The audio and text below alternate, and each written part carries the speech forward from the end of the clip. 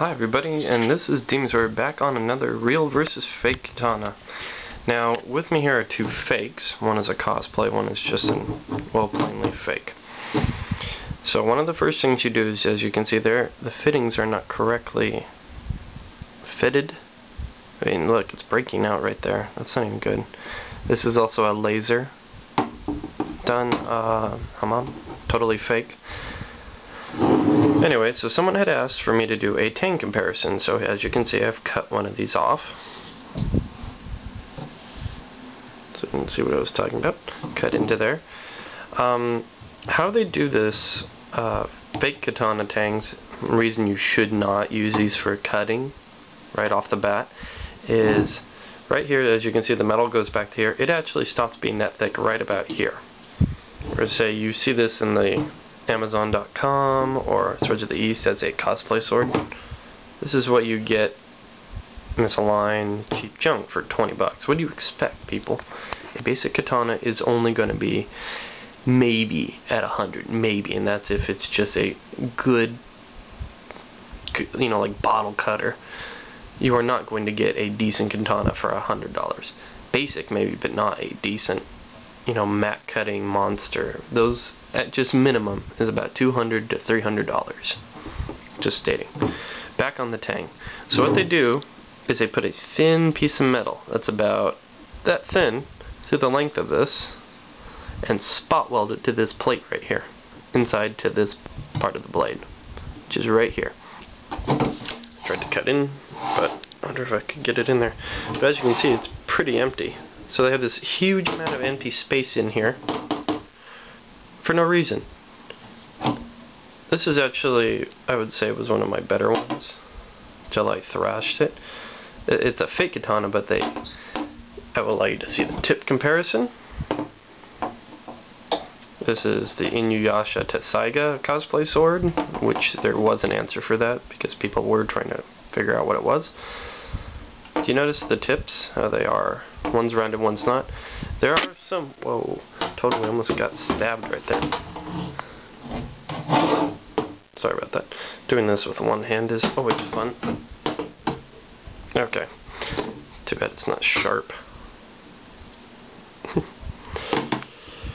Anyway, so back on topic here.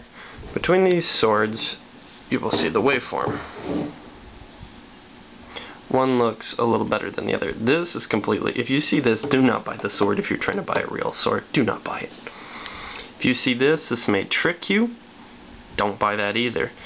Real hamans are somewhat uneven. And if they are a clay tempered, how they do that is they will lay clay on the outside up here and allow a differential hardening from the clay, which tempers the structural grains of the metal to expand out and make it stronger, but a little more flexible.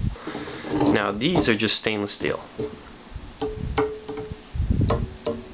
Much of them have a nice beat to it. There are specific blade tips, and I can go over that and lamination. If you guys want me to go into lamination and how or what lamination is best for what, or what are most katanas currently using, it is actually called a maru, I believe. If you are reading katana reviews or this, you know, description, it says maru, that means the entire blade is just one plate of steel, folded steel, just like the traditional Japanese swords originally were. In later years they did different types of plating and styling of how they laminate the metal. By laminate it means adding hard to soft metals together to create a better blade. And the person who is known as the best is Masamune, or at least as renowned as one of the greatest sword masters is Masamune. You can look him up on Wikipedia. But someone had asked for a tang comparison, and so the second video is about that. So you can see really badly done wrapping.